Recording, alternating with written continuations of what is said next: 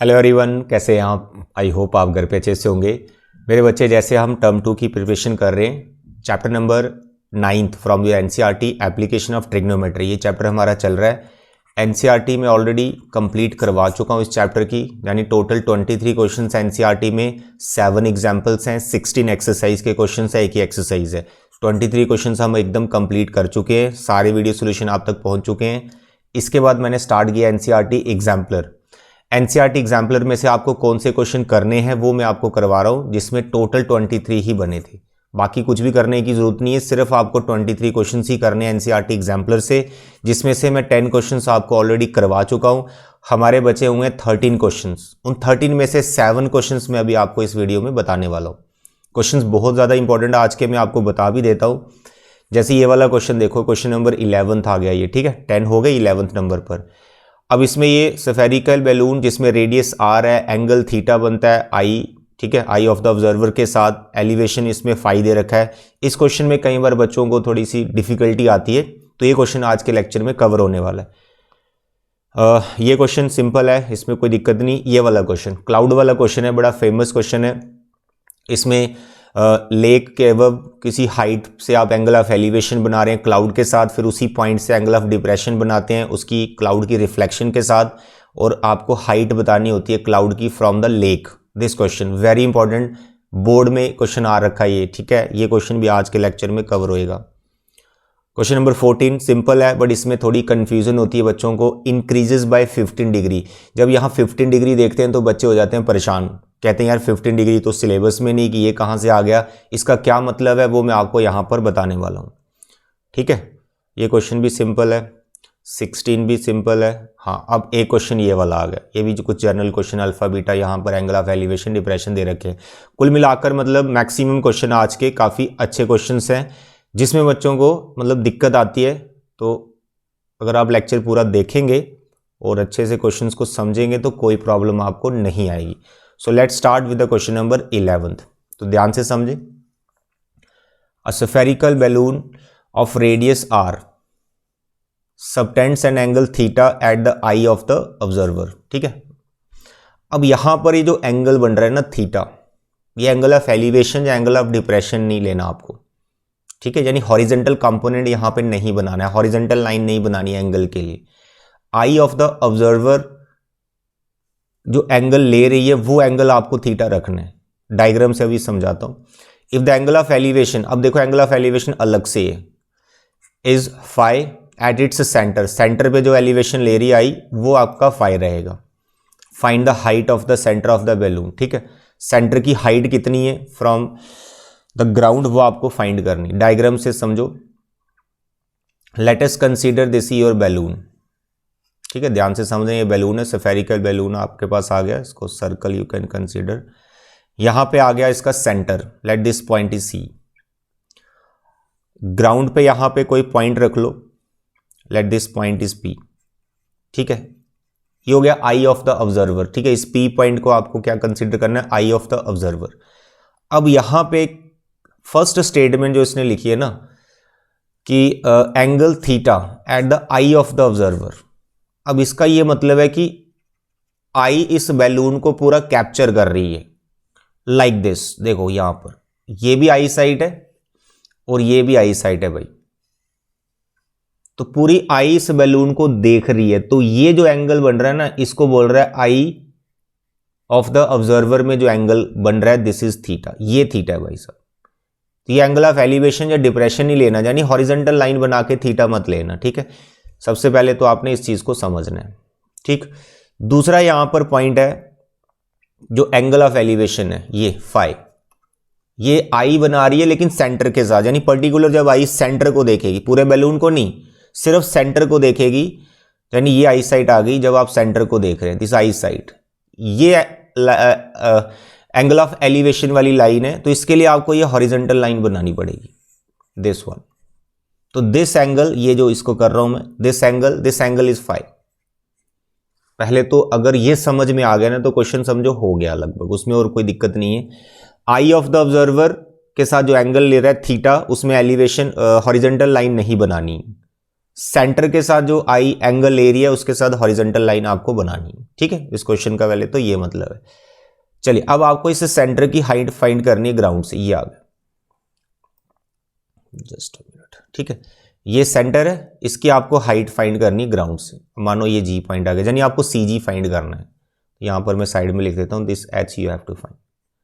तो अब इसके अंदर राइट ट्राइंगल से ढूंढो बस, राइट ट्राइंगल कौन कौन सी है, उसमें आप अपना ट्रिग्नोमेट्री रेशियो लगाओ, जो लगाना है अपने आप आंसर आ जाएगा। अब ये जो सर्कल है, जो सफेयर है, इसका रेडियस दे रखा है आर। तो भाई ये जो सेंटर है और यहां पर ये जो मैंने व्हाइट कलर की लाइन बनाई है, ये दोनों टेंजेंट्स हैं और ये रेडियस आ गया। अब बताओ ये रेडियस और टेंजेंट के बीच में क्या रिलेशन होता है। जो व्हाइट कलर की लाइन है ये दोनों टेंजेंट्स हैं, ठीक है, जो आई उसको कैप्चर कर रही है पूरे बैलून को। तो व्हाइट कलर की लाइन और ये जो रेडियस, इन दोनों में रिलेशन है, they are perpendicular to each other. Circle में आप ये सीखोगे, जो आपने सीख लिया होगा कि रेडियस और टेंजेंट जिस पॉइंट पर मिल रहे होते हैं वहां पे एंगल 90 डिग्री का बन रहा होता है।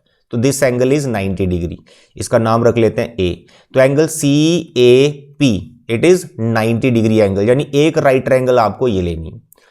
दूसरा, आप यहां भी एक रेडियस बना के इस चीज को समझे कि ये वाला ट्रायंगल और ये वाला ट्रायंगल आपस में कॉन्ग्रेंट है। इसको एसएसएस या फिर आरएचएस से प्रूव किया जा सकता है, ये दोनों ट्रायंगल्स कॉन्ग्रेंट है। ऐसा क्यों बोल रहा हूं, क्योंकि जब आपको पीसीए ये वाली राइट ट्रायंगल लेनी है ना, पीसीए वाली, इसमें आपको ये वाला एंगल लेना पड़ेगा, दिस वन, ठीक है, ये जिसको हाईलाइट कर रहा हूं। अब ये एंगल कितना है, θ/2, क्योंकि ये दोनों ट्राइंगल में क्या बोल रहा हूं, कॉन्ग्रेंट। तो ये पूरा है थीटा, तो इसका हाफ हो जाएगा, इक्वल रहेगा, ठीक है। तो this angle is θ/2, that's all, खत्म हो गया क्वेश्चन। अब मैं ट्राइंगल लेके बता रहा हूं और देखें अब एच कैसे निकलेगा। ट्राइंगल की नेमिंग देखें जो कर रहा हूं, ठीक है, कंफ्यूजन कुछ नहीं होनी चाहिए मैं कौन सी ट्राइंगल ले रहा हूं। तो in right triangle C A P, ठीक है, तो मैं इसको अलग कलर से भी मार्क कर देता हूं। इट इज लाइक दिस, ये, ठीक है, ये समझो, ये ट्राइंगल, इस ट्राइंगल को मैंने कंसीडर किया है। इस ट्राइंगल में ए पॉइंट पे 90 डिग्री का एंगल है, तो उसके अपोजिट जो पीसी होगा ये हाइपोटेन्यूज होगा, और एंगल लेना आपको θ/2। ये वाला जो एंगल है ये θ/2। तो इसे θ/2 के लिए आपको ट्रिग्नोमेट्री रेशियो अप्लाई करनी है। यहां पे पीसी का कोई रोल नहीं है, तो पीसी की जरूरत नहीं है, नहीं पीसी आप ले लो, ठीक है। पीए का कोई रोल नहीं है, पीए का कोई मतलब नहीं यहां पर, तो पीए को कंसीडर करने की जरूरत नहीं। You just take side opposite to 90 जो हाइपोटेन्यूज है, और आपको रेडियस जो गिवन है, ये दो साइड्स को देखते हुए यू कैन सी कि यहां पर यार 90 सामने हाइपोटेन्यूज आ गया और θ/2 के अपोजिट जो रेडियस है परपेंडिकुलर आ गया। तो आपका साइन रेशो यहां पे लगाना, आपको साइन, ठीक है, साइन θ/2, यहां पर है थीटा, तो इसके अपोजिट साइड है, पहले उसकी नेमिंग कर लेता हूं AC, और जो हाइपोटेन्यूज इसमें पीसी पता क्यों ले रहा हूं मैंने, AP क्यों नहीं लिया। अब आपको जो हाइट फाइंड करनी है ना, CG, इसके लिए आपको ट्राइंगल लेनी पड़ेगी PCG, तो उसमें PC आ रहा है, तो इसमें भी PC आप रखो, PC कॉमन आएगा, उसको कंपेयर कर लेंगे। तो इसलिए आपको PA नहीं लेना है, आपको PC वाली साइड पकड़नी है, जिससे ट्रिग्नोमेट्री रेशियो आपकी साइन बैठ रही है। अब देखो यहां पर साइन θ/2 AC, जो कि रेडियस है, इसको R लिख लो, डिवाइड बाय PC। अब यहां पे PC को you can find, sir it is R by sine θ/2। तो इस PC को आपको चाहिए नहीं, बाद में एलिमिनेट हो जाएगी, इसको कंपेयर कर लेंगे। समझने के लिए आपको पूरा डायग्राम अच्छे से इसको अंडरस्टैंड करना होगा, पूरा डायग्राम को अच्छे से समझना होगा। करने लायक इसमें कुछ भी नहीं है, बस आपको ये ट्राइंगल को समझना है कि ये ट्राइंगल लिया, इसमें साइन θ/2 लगाना है, और एक दूसरा ट्राइंगल ले रहा हूं, उसमें आपको यहां पे CG को फाइंड करने के लिए कौन सी रेशो लेनी है वो आप देख लो। तो I am writing here in right triangle CGP। अब देखो इसमें CGP में PC वाला आ रहा है, तो यानी ये 90 के अपोजिट हाइपोटेन्यूज आ रहा है, और एंगल आपको लेना है फाई। एंगल कौन सा लेना है, फाई, ये वाला एंगल लेना है पूरा। तो इसके अपोजिट CG आ रहा है, यानी इसमें भी साइन लगेगा, तो sine phi side opposite to phi, that is CG, perpendicular upon hypotenuse, that is PC। अब यहां पर भी PC को हम निकाल सकते हैं, बाद में इसके साथ हम कंपेयर कर लेंगे। तो you can see here CG, sir ये तो फाइंड करना है जिसको हमने H ले लिया, now you can write sir P C is equal to h by sine five, number 2। तो एक पीसी का वैल्यू हमने ये निकाल रखा है r by sine theta by 2, एक हमने पीसी का वैल्यू ये निकाल रखा है एच बाय साइन फाइव। इन दोनों को कंपेयर कर लो, दैट्स ऑल। तो एच का वैल्यू बड़े आराम से निकल जाएगा, जो कि ट्रिग्नो में ही आएगा, साइन और इसमें आर में ही निकलेगा, ठीक है। तो you just compare, just write down from 1 and 2, from 1 and 2 you can write P C. तो एक में आपके पास आ गया था r by sine theta by 2 और दूसरे में आपके पास आ गया था एच बाय साइन फाइव, ठीक है। एच निकालो, एच को यहां रखो, साइन को क्रॉस कर दो, आर के पास चल जाएगा ये साइन फाइव, इधर डिवाइड में ये रखना सेम, ठीक है। एच अपनी जगह रखा, तो दिस इज द हाइट जो रिक्वायर्ड आपको हाइट चाहिए। तो ज़्यादा से ज़्यादा आप ऐसा कर सकते हैं, जो साइन है ना डिवाइड में, इसको ऊपर ले जाओ, एक कोसेक बन जाएगा, कोसेक थीटा बाई 2। तो this is a required height, तो आंसर इसका इसी में आता है। अगर थीटा या फाई की वैल्यू कुछ पता चल जाए, रेडियस का वैल्यू पता चल जाए, तो एग्जैक्ट हाइट भी आप ढूंढ सकते हो। Now the question number 12, it is also very important question है, सिंपल है बट अच्छा क्वेश्चन है। From A balloon vertically above a straight road, the angles of depression of two cars at an instant are found to be 45 degree and 60 degree. ऐसा question आपने NCERT में भी कर रखा है। If the cars are 100 metre apart find the height of the balloon. मेरे बच्चे, ये आपका बैलून आ गया, इसका नाम बी रख लेते हैं पॉइंट का। ये बैलून ग्राउंड से, रोड से किसी हाइट पर है, ठीक है, लेट दिस पॉइंट इज जी। तो this is the H, height of the balloon, यही आपको हाइट फाइंड करनी है। अब इस बैलून से क्या हो रहा है कि आप एंगल ऑफ डिप्रेशन बना रहे हो टू कार्स पे, एक ही आ गई, एक ही आ गई, तो एंगल ऑफ डिप्रेशन। तो इसके लिए आपको यहाँ पर ये हॉरिजॉन्टल लाइन बनानी पड़ेगी। एक एंगल आपका ये आ गया और एक एंगल ये आ गया, डन। एक छोटा एक बड़ा, ये 45 ये 60, इसको रखो भाई 45 डिग्री का, और बड़ा वाला आ गया 60 डिग्री का। अगर ये 45 का है तो ये भी 45 का होगा, अल्टरनेटिव इंटीरियर एंगल। अगर ये 60 डिग्री का है तो ये भी 60 डिग्री का होगा, अल्टरनेटिव इंटीरियर एंगल। इस पॉइंट को पी रख लो, इस पॉइंट को क्यू रख लो, डन। डायग्राम आपको पी क्यू दिया हुआ है, दो कार के बीच में जो डिस्टेंस है वो दिया हुआ है 100 मीटर, दैट्स ऑल। तो आपको एच फाइंड करना है, that you can find easily. इसको एक्स कंसीडर कर लो। हाइपोटेन्यूज का कोई रोल नहीं है, tan रेशो अप्लाई करो 1/1। You just write down in right triangle, पहले कोई भी ट्राइंगल आप ले सकते हैं, छोटी वाले ले रहा हूं मैं, BGP, BGP। इसमें 60 डिग्री वाला आ रहा है, तो tan 60 degree, opposite h, adjacent को हमने रखा है x, ठीक है। तो tan 60 sir it is √3 h/x। x तो आपको फाइंड करना नहीं, आपको हाइट चाहिए बैलून की फ्रॉम ग्राउंड, तो x को यहां पर फाइंड कर लो, बाद में कंपेयर कर लेंगे। तो x का वैल्यू आ गया h/√3, इट इज नंबर 1। अब दूसरी ट्राइंगल लो 45 वाली, इन राइट ट्राइंगल BGQ, इसमें आएगा आपका tan 45। 45 पे आपको वैसे ही पता है परपेंडिकुलर बेस सेम होते हैं, इट इज BG/GQ, ठीक है। 45 1, BG is equal to GQ आ गया हमारे पास। अब जस्ट मेरे को अब ये बताओ व्हाट इज BG। सर इसको आपने H रखा हुआ, एंड व्हाट इज GQ।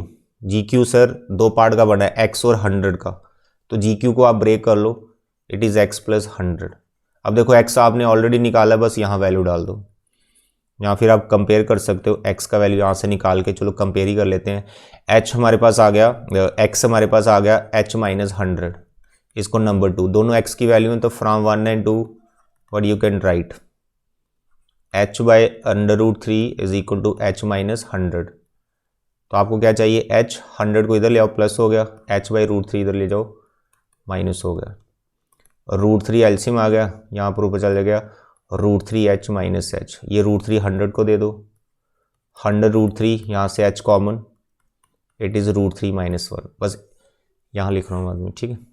तो आपके पास जो h की वैल्यू आई ये आ गई 100 √3 अपॉन √3 - 1। आगे आपको रैशनलाइजिंग करना पड़ेगा, √3 + 1, √3 + 1, इसके आगे कर लेना यार, नीचे 2 आ जाएगा, 100 काटेगा 50, दैट्स ऑल, ठीक है। इसके आगे प्लीज़ इसको कर लेना, ठीक है, बड़ी सिंपल है इसके आगे। तो question number 12, now question number 13, ये आ गया भाई क्लाउड वाला क्वेश्चन, बड़ा सिंपल है, सिंपल वे में आपको मैं समझा रहा हूँ, ध्यान से समझें इस डायग्राम को। क्वेश्चन पता क्या है कि देयर इज अ लेक, चलो इसी कलर से करते हैं। देयर इज अ लेक, यहां बना रहा हूं मैं, यहां बना रहा हूं, ये लेक बना दिया। झील का किनारा है, आप बैठे हैं किनारे पर हैं किसी हाइट पर, देखो ये वो हाइट है, ये वो हाइट है जहां आप बैठ गए, ये वो हाइट है यहां आप बैठ गए, ठीक है, ए बी। पहले स्टोरी समझ लो पूरी। इस क्वेश्चन के अंदर क्या है कि लेक है, किसी हाइट पर आप बैठे हो, आपको यहाँ पर ऊपर क्लाउड दिख रहा है, यहाँ पर सी फॉर क्लाउड, तो आप इस क्लाउड को देख रहे हो तो एंगल ऑफ एलिवेशन बन रहा है, ये बन गया, ठीक है। अभी एंगल ऑफ एलिवेशन यहाँ पे आपको गिवन है, तो angle of elevation is theta, here is theta, ठीक है, क्लाउड है यहाँ पे एंगल ऑफ एलिवेशन। पहले आपने क्लाउड को देखा, फिर जो लेक है इसके अंदर क्लाउड की शेडो आ रही है, क्लाउड की रिफ्लेक्शन आ रही है, इमेज बन रही क्लाउड की पानी के अंदर, ठीक है। तो आप अपनी पोजीशन से उस इमेज को भी देख रहे हो। अब यहां पर आपको एक कॉन्सेप्ट समझना पड़ेगा, लेक से क्लाउड जितनी हाइट पर है ना, मानो ये एक्स है, लेक से क्लाउड जितनी हाइट पर है, रिफ्लेक्शन उतनी ही डिस्टेंस पर नीचे बनी थी। जैसे आप मिरर के सामने खड़े रहते हो, आप मिरर से जितने डिस्टेंस पर खड़े रहते हो, आपकी जो इमेज होती है मिरर के अंदर उतने ही डिस्टेंस पर होती है। दैट यू नो, अगर आप फिजिक्स अच्छे से पढ़ते हो तो ये वहां सीख लेते हो आप। सेम स्टोरी यहां पर होती है, लेक के ऊपर है ना जितना क्लाउड, जिसको मैंने एक्स रख लिया, तो इसकी जो इमेज है उतने ही डिस्टेंस पर बनेगी। ये आपने यहां पे जरूर ध्यान रखना है, नहीं तो गड़बड़ कर दोगे आप। दैट्स ऑल, ठीक है। तो यहां पर ये पॉइंट मैं रख रहा हूं, it is let this is C dash, तो ये भी आपका एक्स है, आधा समझ। अब यहां से आप इस रिफ्लेक्शन को देख रहे हो पानी के अंदर, तो ये वाला एंगल है एंगल ऑफ डिप्रेशन। ऊपर से आप नीचे देख रहे हो रिफ्लेक्शन को, तो ये आपको दे रखा है 5। बस ये स्टोरी है, आपको निकालना है एक्स का वैल्यू कि भाई क्लाउड लेक से कितनी ऊपर है, ठीक है। तो ये डायग्राम को याद ही कर लो, मैं एक बार फिर से बनाता हूं इस डायग्राम को आपको समझाने के लिए कि अच्छे से समझ आ जाए कि आप फ्रीक्वेंटली जल्दी से डायग्राम बना पाओ। तो यहां पर हमें ए बी दे रखा है एच, ठीक है। देखो अब जल्दी से डायग्राम फिर से बना रहा हूं, ये आप हो, लेक से ऊपर खड़े एच, ठीक है, ये ए बी है, ये लेक है, लेक से आप यहां बैठ के आप क्लाउड को देख रहे हो, सी पॉइंट, ये क्लाउड आ गया, क्लाउड से नीचे रिफ्लेक्शन रिफ्लेक्शन रिफ्लेक्शन रिफ्लेक्शन, ये रिफ्लेक्शन सी डैश। अगर आपने क्लाउड लेक से ऊपर एक्स डिस्टेंस पर माना, तो वही रिफ्लेक्शन भी लेक के अंदर उतनी डिस्टेंस पर होगी। That's all. तो ये एंगल ऑफ एलिवेशन यहां बन रहा है, और यहां से जब आप रिफ्लेक्शन को देखते हो तो एंगल ऑफ डिप्रेशन बनता है, जो कि 5। ओके, ऐसा क्वेश्चन हम प्रीवियस भी एक कर चुके हैं प्रीवियस लेक्चर में। तो यहाँ पे तो प्रॉपर हमें एक्स का वैल्यू फाइंड करना है, वहाँ कुछ और कॉन्सेप्ट था, ठीक है, बड़ा एंगल छोटे एंगल की वहाँ बात हो रही थी, ट्रू फॉल्स का क्वेश्चन था वो। डन। तो बड़े आराम से ये एक्स आ जाएगा। 2 राइट ट्रायंगल मेरे को यहाँ दिख गई, आपको भी दिख गई, बस वो दोनों राइट ट्रायंगल लेनी और आपको एक्स की वैल्यू निकालनी है, और वो एक्स की वैल्यू ये आनी चाहिए। That's all. ये क्वेश्चन है कि एक्स की वैल्यू आपको ये बनानी। तो मेरे बच्चे यहाँ पर एंगल थीटा है, इसका कुछ नेमिंग कर लो। Let this is D point, this is E point, ये आपका पूरा ए बी एच। तो डी ई कितना होगा, डी ई, सर ये भी एच है, अगर डी ई एच है तो सी डी बता सकते हो, सी डी, तो ये होगा आपका एक्स माइनस एच। अगर ये C D x minus h है, क्योंकि सी से लेकर ई तक एक्स है ना, तो उसमें से ये एच माइनस कर दिया, तो सी डी का वैल्यू हो गया एक्स माइनस एच। इसके बाद can you tell me E C, E C, sir वो तो एक्स है, बिल्कुल एक्स है। तो अगर डी तक डिस्टेंस पूछूं रिफ्लेक्शन का, यहाँ डी तक, तो उसमें आपको यानी ये डिस्टेंस पूछ रहा हूँ, ये डिस्टेंस डी से लेकर सी तक, तो उसमें एच ऐड कर दो एक्स में, तो it is x plus H. ये डिस्टेंस में इसलिए यहाँ लिख रहा हूँ क्योंकि जो 2 राइट ट्राइंगल है उनकी ये साइड्स हैं, तो पहले ही निकाल के रख लिया हमने। अब 2 राइट ट्राइंगल आपको लेनी 1 बाई 1। देखो इन राइट ट्राइंगल पहले ये वाले रहे थीटा वाली, C D A, C D A, ठीक है, ये वाली ट्राइंगल ले ली सी डी ए, इसमें एंगल क्या है यहाँ पे, थीटा, तो आप लिखेंगे यहाँ पर tan थीटा, हाइपोटेन्यूज का कोई रोल नहीं है, tan लगाओ, तो साइड अपोजिट टू थीटा जो हमने पहले निकाल के रख लिया x माइनस एच, ठीक है, अपॉन बेस एडजेसेंट ये वाला पार्ट, इसको कुछ कंसिडर कर लो y, at this is y। Done. अब यहाँ पे आप y को निकाल के रख लो, y को निकाल के रख लो, ठीक है, क्योंकि y आपको चाहिए नहीं, बाद में इसको एलिमिनेट कर देंगे। This is number 1। अब लो आप दूसरी राइट ट्राइंगल लो जिसमें फाई आ रहा है, तो ये A D C dash depression वाली जो ट्राइंगल नीचे बनी थी, ठीक है। अब यहां पर आप फिर से लगाओ tan phi, side opposite to phi. अब ये आएगा आपका डी सी डैश जिसकी वैल्यू मैंने पहले निकाल के रखी है x प्लस एच, ठीक है, अपॉन एडजेसेंट आपका यही है AD जिसको हमने y माना हुआ। अब यहां से भी y निकाल लो, x plus h upon tan phi. Done. तो भाई ये भी y का वैल्यू और ये भी y का वैल्यू, दोनों को आप कंपेयर करो, वहां से आपको x का वैल्यू बड़े आराम से मिल जाएगा और x का वैल्यू वही आएगा जो आपको फाइंड करना है, अपने आप बन जाएगा, सिंपल है काफी, ठीक है। तो from 1 and 2 I am writing here tan, just a minute, from 1 and 2 I am writing here it is x minus h upon tan theta, और जो फाई वाला पार्ट है उसमें आएगा x plus h upon tan phi. इसमें एक rule आता है कंपोनेंडो एंड डिविडेंडो रूल, वो अप्लाई करके मैं और थोड़ा शॉर्ट कर सकता हूँ, लेकिन बहुत से बच्चे उसमें कंफ्यूज हो सकते हैं कि कंपोनेंडो डिविडेंडो रूल क्या होता है, बहुत से बच्चों को नहीं पता होता। तो इसको सिंपल वे में करते हैं जैसे आप क्लास 7th 8th में करते थे, जस्ट क्रॉस मल्टीप्लाई करो, x का वैल्यू निकालो। तो tan फाई को उधर मल्टीप्लाई कर दिया, x tan phi minus h tan phi, फिर tan थीटा को उधर मल्टीप्लाई कर दिया, x tan theta plus h tan theta. अब यहां से आप x निकालना चाहते हैं ना, तो x वाली टर्म रखो आप लेफ्ट साइड और बाकी दूसरी टर्म ले जाओ दूसरी तरफ, ठीक है। ये आ गया आपके पास। From here x is common, tan phi minus tan theta, h common ले लो यहां से, it is tan theta plus tan phi.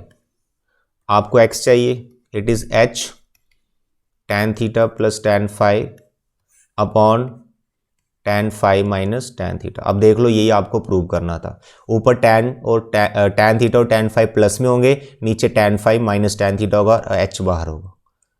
आता समझ? ये देख लो, ऊपर प्लस में नीचे माइनस में, tan phi minus tan theta, नीचे बाहर h। तो बहुत सिंपल है, इसमें कोई घबराने वाली बात नहीं है। लेक से ऊपर खड़े हो, एलिवेशन थीटा ले रहे हो, डिप्रेशन फाई ले रहे हो, दो राइट ट्रायंगल अप्लाई करो। ये याद रखना, लेक से क्लाउड जितने डिस्टेंस पर है उसकी रिफ्लेक्शन उतने ही डिस्टेंस पर नीचे बनती है। ये मेन पॉइंट है, तभी आप उसको एक्स कंसीडर कर रहे हो, तभी ये क्वेश्चन आराम से हो पाया, नहीं तो कंफ्यूजन होती है। चलिए आगे बढ़ते हैं क्वेश्चन नंबर 14 की तरफ। Angle of elevation of the top of the tower from a certain point is 30 degree. अब देखिए यहां पर ये सिंपल क्वेश्चन है काफी, 15 डिग्री की वजह से आप कंफ्यूज हो सकते हैं, कंफ्यूज बिल्कुल नहीं होना। तो पहले तो हमने एक टावर बना दिया, top from a certain point is 30 degree. यहां पर एक पॉइंट कंसीडर कर लो P, और यहां पर आपने एंगल बना दिया 30 डिग्री। ये स्टोरी समझ आ गई कि टावर के साथ जो एलिवेशन बन रहा है वो 30 डिग्री का बन रहा है, बना लिया। ये टावर को हमने यहां पे रख लिया, h रख लेते हैं इसको, टावर की हाइट हमें फाइंड करनी, ठीक है। फिर कह रहा है if the observer moves 20 metres towards the tower. ये जो P पॉइंट है, यहां से आप अभी टावर की तरफ चल पड़े, तो मानो आप यहां Q पॉइंट पे आ गए। तो जब आप ऐसा करते हैं तो कह रहा है the angle of elevation of the top of the tower increases by 15 degree. अब चलो एलिवेशन आपने बना दिया, अब अगर आप यहां पे 15 डिग्री लिख दोगे ना कि ये एलिवेशन 15 डिग्री का, ये गलत हो जाएगा। स्टेटमेंट ध्यान से पढ़नी है, इंक्रीजेस बाय 15 डिग्री, जो एंगल है 15 डिग्री इंक्रीज हुआ है, ना कि वहां पे 15 डिग्री बना है, बस इतना समझना आपको। तो इट इज ऑब्वियस, आपको पता भी है, आपको ये चीज पता भी है कि जब आप किसी पर्टिकुलर पॉइंट से टावर की तरफ जा रहे हैं तो एंगल इंक्रीज होता है, ठीक है। तो 15 तो लिख ही नहीं सकते, तो इससे सेंस तो हमें समझ में आ गई है, ठीक है। तो यहां पर आपको 45 डिग्री लिखना है, दैट्स ऑल। तो 15 डिग्री का मतलब 30 से 15 और बढ़ा तो 45 हो गया, दैट्स ऑल। तो ऐसा क्वेश्चन आपने बहुत कर रखे हैं। अब ये कितना मूव किए आप, डिस्टेंस कितना किए, moves 20 metre towards the tower, तो P से आप 20, ये 20 आ गया, that's all. This is a 20 metre, done. तो ऐसा क्वेश्चन एनसीईआरटी में हमने बहुत बार किया, इसको h है इसको x रख लो। तो हमें h को फाइंड करना है, तो जल्दी से दोनों राइट ट्रायंगल में ले रहा हूं, पहले 45 डिग्री लेता हूं। इन राइट ट्रायंगल ABQ, ठीक है। tan 45 पे दोनों सेम होते हैं, h/x 45 पे 1, h और x आगे सेम, इसको रखो संभाल के। फिर लो ट्राइंगल दूसरी जिसमें 30 डिग्री है, ABP, इसमें लो tan 30 degree, side opposite to 30 h, adjacent to 30, दो पार्ट की बनी है, एक x की और 20 की, यानी टोटल BP लेना ना बेस, उसको मैंने ब्रेक करके लिख दिया x + 20। tan 30 का वैल्यू 1/√3, h/x का वैल्यू यहाँ मैं डाल रहा हूँ जो कि h ही है, तो I am writing here h, क्योंकि मेरे को h ही फाइंड करना है, तो यहाँ लिख सकते हैं आप using first. Cross multiply h + 20 is equal to h√3, you have to find h, 20 को इधर रखो, h√3 - h, h कॉमन है बेटा, h कॉमन है, इट इज √3 - 1, √3 - 1 को 20 के डिवाइड में ले जाओ, यहाँ लिख रहा हूँ, इट इज 20/√3 - 1। भाई आगे रैशनलाइजिंग करो, कर दिया रैशनलाइजिंग सर, 20√3 - 1 इसके डिवाइड में आ जाएगा, देखो a + b a - b, यहाँ बनेगा 3 - 1 जो कि 2, ये कैंसिल हो जाएगा, ये 10 आएगा, तो टोटल आ गया 10√3 - 1, that's all. This is the height of the tower. √3 की वैल्यू डालते हैं 1.73, 1 उसमें से माइनस करो, 0.73 को 10 से इंटू करो, you will get your answer, ठीक है, एग्जैक्ट वैल्यू भी आ जाएगी। तो this was question number 14। Now the question number 15 NCERT का क्वेश्चन है। एनसीईआरटी में ये यहाँ पर SOT का वैल्यू दे रखा है, यहाँ पर SOT की टर्म्स में ही है, तो height of the tower find करनी है, कॉम्प्लीमेंट्री वाला है, वैसे आउट ऑफ सिलेबस है, प्रैक्टिस के लिए कर लेते हैं, उतना तो हम सीख चुके हैं। क्वेश्चन है कि हाइट ऑफ द टावर आपको फाइंड करनी है, जो कि ये आनी चाहिए। तो इसे टावर कंडीशन क्या है कि there are 2 angle of elevation here, एक P पॉइंट है, एक Q पॉइंट है। अब यहाँ पर मेन पॉइंट आपको ये समझना है, जो ये 2 एंगल ऑफ एलिवेशन बने ना टॉप ऑफ द टावर के साथ, ये दोनों एंगल्स कॉम्प्लीमेंट्री हैं। कॉम्प्लीमेंट्री का मतलब होता है इस एंगल और इस एंगल का सम है 90 डिग्री। इंडिविजुअल कितने डिग्री के हैं वो पता नहीं है, ना ही आप खुद से ले सकते हो। हाँ आप ऐसा कर सकते हैं, इस एंगल को थीटा मान लो, तो ये एंगल कितना हो जाएगा 90 - थीटा। बस ये कॉन्सेप्ट है, statement you can read. The angle of elevation top of the tower from 2 points at distance S and T from its foot are complementary. जो एंगल ऑफ एलिवेशन है वो कॉम्प्लीमेंट्री, यानी दोनों एंगल का सम 90 है, तो पहले बता दिया, ये थीटा हो गया, ये 90 - थीटा हो गया। एक डिस्टेंस बच्चे यहाँ पर S रख लो टोटल, यानी एक पर्टिकुलर पॉइंट का टावर के फुट से जो डिस्टेंस है वो S है, और जो दूसरा पॉइंट है उसका जो टावर से डिस्टेंस है वो ले रखा है इसने T। AB भी हो सकता है, ST भी हो सकता है, XY भी हो सकता है, यहाँ पर S और T ले रखा है, यानी दोनों पॉइंट रिस्पेक्टिवली किसी पर्टिकुलर डिस्टेंस पर बैठे होंगे टावर से, ठीक है। तो एक S दूसरा T, दोनों राइट ट्रायंगल 1 by 1 लेनी है। देखो पहले मानो मैं बड़ी वाली ट्रायंगल ले लेता हूँ ABQ लिया। अब इसमें you have to write down tan, hypotenuse तो इसका यूज ही नहीं, तो साइन कॉस में जाने की जरूरत नहीं, tan लिखा, तो इट इज h/s। बड़ी ट्राइंगल में अपोजिट साइड आपकी h होगी और पूरी एडजेसेंट है s। अब यहाँ पे इसी को नंबर 1 कर दीजिए, फिर आप लो दूसरी ट्राइंगल छोटा वाला ABP में आपको लिखना है tan, एंगल कौन सा लेना है, देखो कौन सा एंगल है 90 - थीटा, तो यहाँ पर आपको लिखना है 90 - थीटा। उसका परपेंडिकुलर H, एडजेसेंट साइड इसकी T है, देखो एडजेसेंट इसकी T है BP, अपोजिट इसकी H ही है। अब यहाँ पर आपको ये चीज़ पता होनी चाहिए कि tan 90 - थीटा कितना होता है, tan 90 - थीटा कॉम्प्लीमेंट्री का कॉन्सेप्ट है, पढ़ा होगा आपने, मैंने तो पढ़ाया था, इट इज़ cot H/T। चलिए अब इस इक्वेशन को और इस इक्वेशन को बस आप मल्टीप्लाई करो। मल्टीप्लाई इसलिए करना है या tan और cot एक दूसरे के रेसिप्रोकल होते हैं, जब मल्टीप्लाई करेंगे इसका 1 आ जाएगा लेफ्ट साइड में और राइट साइड में h² आएगा, वहां से h की वैल्यू हो जाएगी। बस आप दोनों को मल्टीप्लाई कर दो, मल्टीप्लाई फर्स्ट एंड सेकंड। तो जब आप फर्स्ट एंड सेकंड को मल्टीप्लाई कर रहे हैं, यहाँ tan थीटा, यहाँ पे cot थीटा, यहाँ पे h/s है, यहाँ पे h/t है। tan और cot एक दूसरे के रेसिप्रोकल होते हैं, तो करके बता देता हूँ कि cot को आप 1/tan लिख सकते हो ना, तो ये दोनों देखो कैंसिल हो गए, तो डायरेक्ट भी आप 1 लिख सकते हैं, कोई दिक्कत नहीं। तो h² 1 आ गया, तो from here you can find h। तो what is h, √ST, plus minus आएगा तो minus you can leave because height of the tower can not be negative, this is answer. तो यही आपको प्रूव करना था, √ST। तो अगर आपको ये T या S का कोई पर्टिकुलर वैल्यू पता होगी तो डायरेक्ट हाइट आ जाएगी टावर की, एज ए फॉर्मूला इसको आप याद भी रख सकते हो, ठीक है। अगर कॉम्प्लीमेंट्री एंगल्स हैं, दोनों पॉइंट का डिस्टेंस पता है, height of the tower root of जो भी 2 नंबर है उनका मल्टीप्लिकेशन, ओके। चलिए क्वेश्चन नंबर 16, इस टाइप का भी हम ऑलरेडी कर चुके हैं। देखें यहाँ, the shadow of a tower standing on a level plane is found to be 50 metre longer when the sun's elevation is 30 degree then when it is 60 degree, find the height of the tower.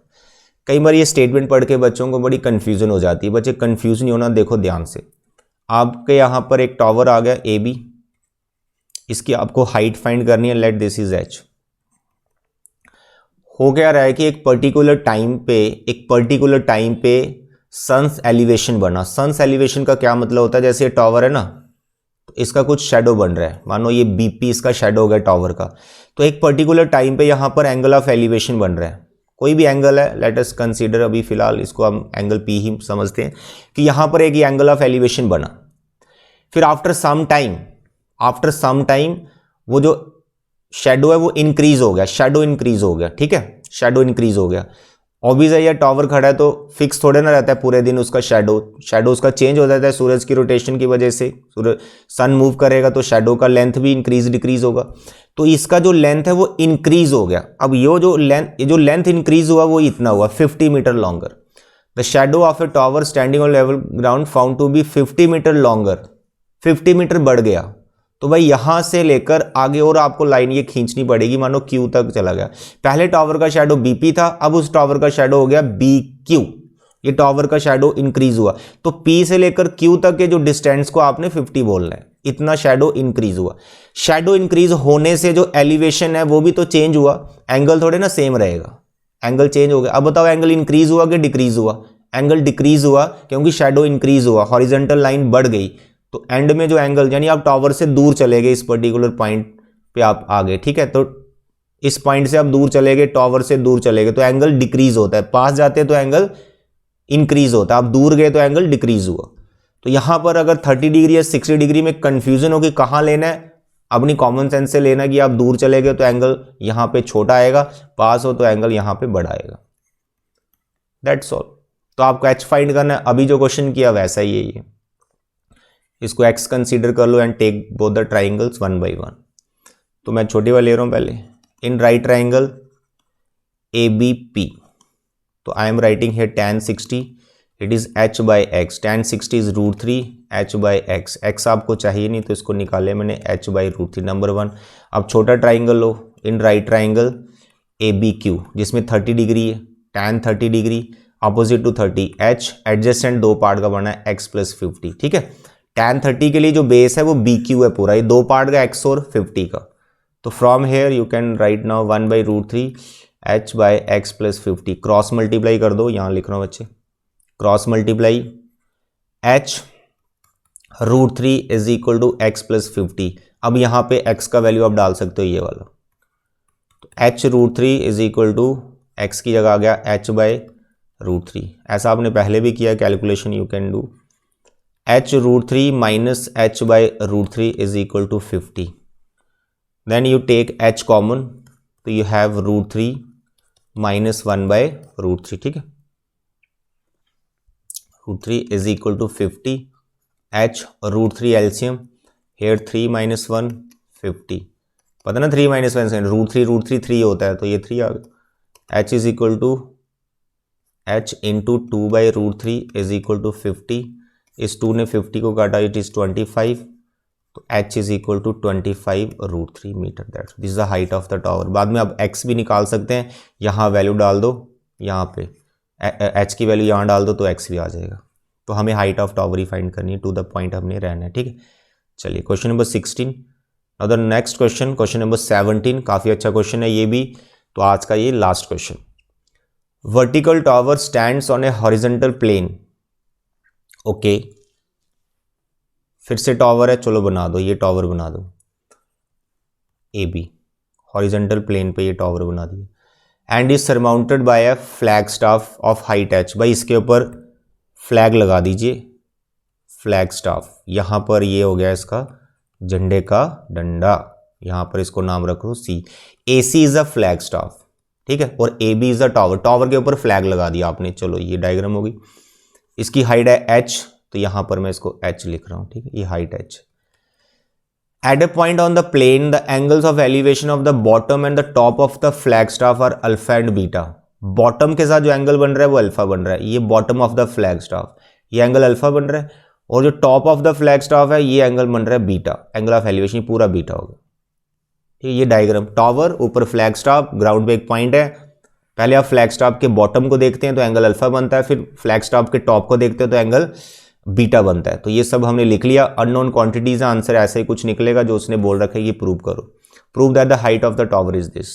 बहुत simple है, बड़े आराम से करेंगे। देखो A B को x मान लो, इसको वाई मान लो, ठीक है, और ये आपका एच ऑलरेडी गिवन है हमें। You take both the triangles one by one, अपने आप आपके पास यहाँ पे जो हाइट ऑफ द टावर है यानी जो एक्स की वैल्यू वो यही निकल के आ जाएगी बड़े सिंपल वे में। देखो इन राइट ट्राइंगल छोटा वाला ले लो पहले, ए बी, इसका नाम रख लो P, A B P. In right triangle A B P, तो छोटी ट्राइंगल में एंगल है अल्फा, टैन अल्फा, अल्फा के opposite x, adjacent is y. तो you can write here y is equal to x by tan alpha, क्योंकि y चाहिए ना, इसकी वैल्यू निकाल के रख ली, मतलब y नहीं चाहिए आपको तो इसको निकाल लिया, बाद में इसकी वैल्यू कहीं पर सब्स्टिट्यूट कर देंगे। तो y is equal to x by tan alpha. Now you take another triangle बड़ा वाला सी बी पी, तो in right triangle C B P here is tan beta, बड़ी ट्राइंगल में angle beta, tan beta, opposite to beta. Sir पूरा C B है, opposite to beta पूरा C B है, तो सी बी दो part का बना हुआ है, एक x और एक h, तो x प्लस एच उसे हमने डायरेक्ट लिख लिया upon adjacent side. Adjacent side sir ये तो y, ये y, तो y का वैल्यू पहले से निकाल रखा है, फिर से निकाल लेते हैं। तो y मेरे पास यहां से आ गया x plus h upon tan beta. अब दोनों को कंपेयर कर लो, तो from 1 and 2 you can right, यहां पे y का वैल्यू निकला हुआ है x बाई टैन अल्फा, ठीक है, और दूसरे में आपने y का वैल्यू निकाला x plus h upon tan beta, x plus h upon tan beta. अब आपको क्या चाहिए, h चाहिए कि x चाहिए? क्या बोला इसने, हाइट ऑफ द टावर, जो कि ये आनी चाहिए।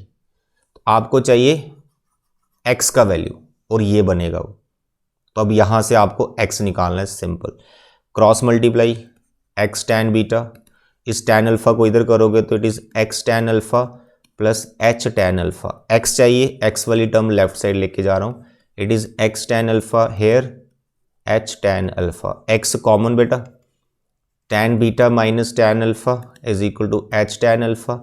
नाउ बताइए x का value, sir h tan alpha के डिवाइड में कौन आ जाएगा, it is tan beta minus tan alpha. यही आपको प्रूव करना था हाइट ऑफ द टावर। लो भाई आ गई h tan alpha upon tan beta minus tan alpha. तो बच्चे ये थे आज के 7 क्वेश्चंस, काफ़ी इंपॉर्टेंट क्वेश्चंस थे, कॉपी पे फेयर कर लेना, ठीक है। नेक्स्ट वीडियो लेक्चर में जो इसके पेंडिंग वाले 6 क्वेश्चंस रह गए वो कर देंगे, इसके साथ ही फिर हमारा एनसीईआरटी एग्जाम्पलर भी कंप्लीट हो जाएगा। Then we will go for previous year questions, फिर कुछ शॉर्ट ट्रिक्स सिखाऊंगा मैं आपको डायरेक्ट आंसर कैसे लाना। थैंक यू बच्चे, बाय बाय।